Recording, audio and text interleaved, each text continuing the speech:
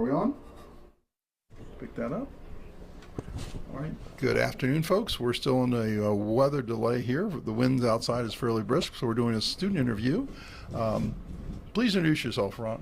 So, hello, my name is Ron Baylor. I go to New Jersey Institute of Technology, and of course, I'm part of the New Jersey Institute of Technology Rocketry Club. But most people call me Ronnie. Ronnie, okay. Let's talk about your rocket and your team. You said your team's 78? We're team 79. 79, okay. We're competing in the 10,000 cots. 10,000 K cots. We're using a M2020 motor. Okay. Who made that's a Aerotech motor? Sarasani.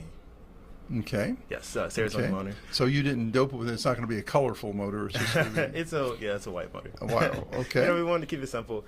Hence our name. I don't know if you can see the back of my shirt. Oh, it says big, bad, and dumb. Okay. It's big and dumb. It's a bad rocket. Big and dumb. Okay. But our goal was kind of to go for like a simple approach. This was our first year. First competition. Yeah. Competing and even in high power rocketry. Okay. So we wanted to make sure we had like a simple payload where it's just like a 2 kilogram mass and the nose cone, and then from there we kind of just have our simple avionics with the blue. The blue flight computer, we have our separate GPS, and then from there we just want to make sure it goes up and comes back down safe. So have you flown a rocket of this size before? So we did do a test flight with a K1000 motor. Okay, that's a reasonable. With same rocket, different motor. Same rocket, different motor, just smaller. So that's good. That's good. That's a smart thing. And who's your you have a mentor? Yes, George. Give a shout out to him. Huge shout out to George. Say again. Oh, say again. Never mind. Technical problem.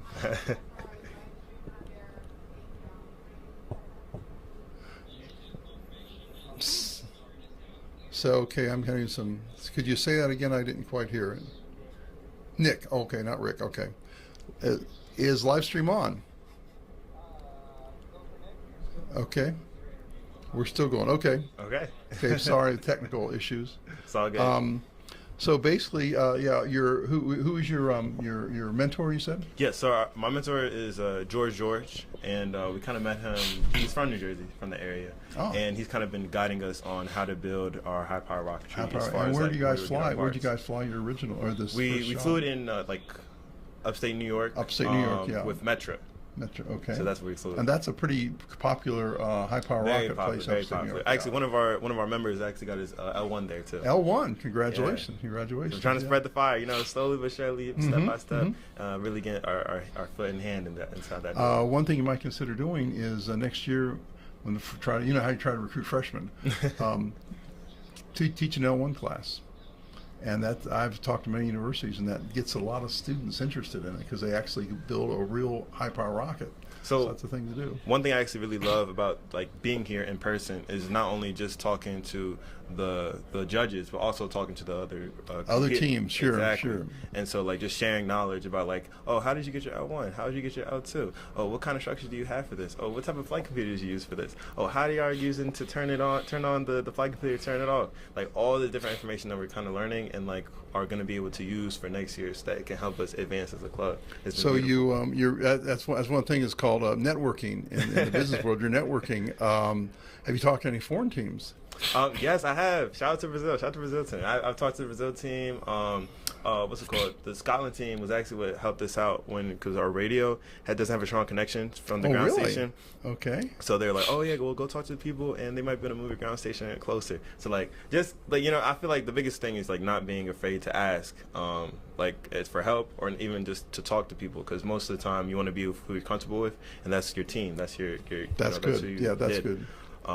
But being able to walk and just talk to people is really good. That's exciting, and you'd be surprised. You may run into these people again in the future. I hope so. There's a lot of people are going into we have SpaceX and we have Blue Origin as our sponsors, because I bet there'll be people that are flying here today that will be working for them in the next few years. So that's a useful thing. In fact, one of our sponsors we interviewed, AST Space Mobile, same thing. They're building satellites, so people will come here and they're anxious to talk to the students participating. Yeah, so it's a good combination. So really blessed to be here. So let's talk about your team. How many people are on your team? So here we have about 9 people, and now who worked on the rocket, it was about 16 people. Okay. And like across the club, give or take like 30. 30, You know, okay. we started 2 years ago, so we're still kind of trying to build that momentum. But like with this, and I don't know if you heard of NASA RockSat. It's Yeah, another sure. competition. I've heard, yeah. And you competed in that too. We are also competing in that. So literally next week, I believe, what's it called? Our other half of our team, because I said 16 worked on this. The other 6, of course, worked on the other project. So they fly in Virginia next week. Now, is that a high power rocket as well? So no, that's more so like a payload type of Payload competition, project. where Okay. you compete to put your payload into a NASA rocket that goes into Okay. the Carmen. Okay. So let's talk a little bit about your rocket. What as I get out here, so you're flying a commercial engine, which is a good thing to start. You've flown. That's a smart thing to do, is to fly this rocket on a smaller engine at a small, relatively smaller field. And what would you learn from that experience? So one of the things we really wanted to kind of test was make sure our parachutes came out, because that's the most important thing. That's critical. Very good. So we did 2 things. We went there on Saturday, and the first day we went there, we were like, okay, when are we gonna launch it? What time are we gonna launch it? We got there like I think 9 a.m. Or we're gonna launch it at 1, at 12. We didn't even launch that day, because we still had to get into the practice of putting the rocket together and like really following the instructions and making sure not only one person knew it, but like the whole team knew how to put the rocket together. And what we were able to do that day was a ground test on the black powder that would eject both the drogue and the actual parachute. Wonderful. So you learned a lot. I think that one of the most important things in rocketry, believe it or not, is rehearsal. If you want to do something that's important, you have to record it a number of times, and you have to have a number of people switching roles so they understand what somebody else is doing. So if someone else drops out, say someone that breaks their foot or arm or something, and they can't be there, some guy can step in their place and say, I know what he's doing because I've done this 3 or 4 times. Yeah, and students don't think about that. It's just like you wouldn't go think of being a musician and not rehearse. And you're competing. And all competitors, you need to rehearse what they're doing. That's why it's important. In fact, in professional realm, you go through a lot of rehearsals before you ever get to the real thing. And that's just normal. That's good training. And so you can and the problem is it takes time, and by the 2nd or 3rd time, people are, oh, come on, how do you do this again? I know it now, but yeah, that's right. That's a good thing. What So what was your big problems you guys overcome when you were building your IREC vehicle? So I guess the first issue was kind of using our the fiberglass, because there was no rocketry club at our school. We didn't really have the labs for it. We didn't really have a place where we could cut our fiberglass. We wanted to make sure it was safe, and that when we did it, none of the fumes got into our noses and stuff. So finding the environment to do that type of stuff was what was most important. That's important. That's important. Another thing was kind of getting funding. Because how did you get funding? Everything had to be written down to a T. When we were gonna fly, how many people were gonna fly, what specific brand were we gonna get this part from? How much did it cost? How many were we gonna get? Were we gonna need extra just in case something broke? That was very important and very meticulous. And thankfully, shout out to the Newark College of Engineering, we were able to get funding from our university, and also shout out to New Jersey Space Grant, because we were also able to get some funding from there. Very good. Very good. So it's been very cool. I feel like just talking to different people about what we have our passion for, talking to the administration, talking to the staff, showing them what we have to show, because it's not too much, but it's the passion that's there, and it's the planning that's there, and that's why we were able to kind of get some people to. So did you get any sponsorship? Not yet. Not yet. Not yet. I say not yet. Hopefully, in the future, some people will look to us and come support. We've been talking to the people who have been here, so we're hoping to finalize something with them. That's a good thing to ask people. How did you raise money? What did you do for sponsorship? What's kind of those, and they're pretty open about it. They'll exchange what it was like. Yeah. So that's wonderful. What are your future plans for next year? Future plans for next year. So we definitely will be competing in IREC again. Okay, great. Again. Hope to get the funding for that again. We will also try to do again 10,000 cots. Keep it simple. Sure. But this time we're going to try to actually put in a payload where it's an actual experiment. we're planning to work with the Department of Physics and or even it doesn't have to be Department of Physics. That's just the first one we're looking to. But at least some type of experiment. That way, when we do it again this time, now it's not just a block. Because when it's a block, we don't really have to think about, well, how much it's shaking. Of course, for the avionics, we don't want it to shake too much, but we have those zip tied. But if we're actually doing an experiment, it kind of changes things because a shake can change the data. And so now we have different things we have to be more careful about. But that in itself is kind of that advancement that we have where we're to make sure we're still doing a step up from what we're doing, even though it's still the same category, we're leveling up that way. Okay, so that sounds exciting. One thing I would recommend is when you're recruiting, you have to get recruiting is important because you need to keep the people who are going in. And so you're the guy who started this, so you're learning it. So you need to pass this on to some freshman and sophomore who just came in and say, in 3 years he'll have your job. Think about that. So remember that. So that's something I'm really grateful for the freshmen that were on the team, and 2 of them actually were able to come here. Oh, great, wonderful. And so them having this experience this early, and even when to me, I'm having this experience this early, but I'm a junior, and of course I started the club.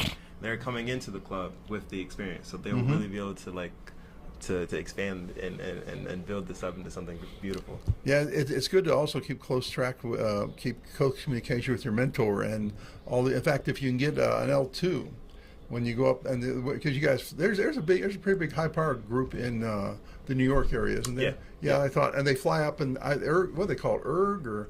It's a place up in northern New York they fly. Yeah, I've heard of that.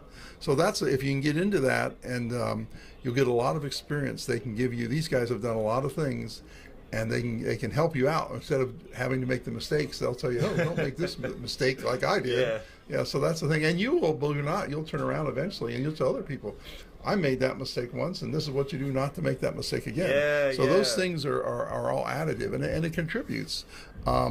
So what? Let's see.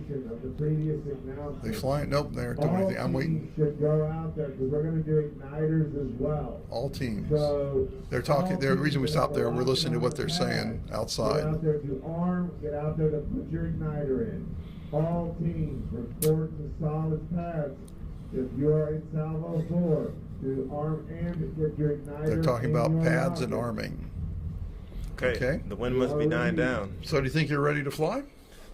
Yeah, we tested the rocket. We unpacked it. We put it back together, made sure the battery was still working. Do you have any download telemetry, or is it just going to turn it on and let it go? It's going to go on. We're going to kind of measure the altitude, basically just track where it is. It does have a GPS as well. So GPS, so you'll be able to track it. That's good. Exactly. Good. So I am part of the recovery team, so I'm hoping the wind stays down. Hoping the wind goes down. We'll say a prayer for the wind to come down, right? Yeah. Okay. Well, that's all I've got. Anything else you want to say? Well, you give shout out to your friends and family, well, of course, shout out to my parents and my family, my friends who have supported me. But also shout out to the NJIT staff. Shout out to my team, my vice president. He was the first person to kind of support me. Shout out to Professor Mark Chiasano because he was our mentor through all of this. Who's your flyer record? Fly Rocket. So he's actually a friend of George. Oh, okay. Yes. So that's kind of how we got to that. But of course, being George, we call him George squared. Okay. But him getting us connected has been a huge part in how we were able to expand this Rocketry club. So I'm just very blessed, very grateful to be here. Okay. Well, good luck to the New Jersey Institute of Technology and your first flight at IREC. All right. Yeah. Thank you for having me. Take care. All right. All right, Guy. Thanks a lot. We're off.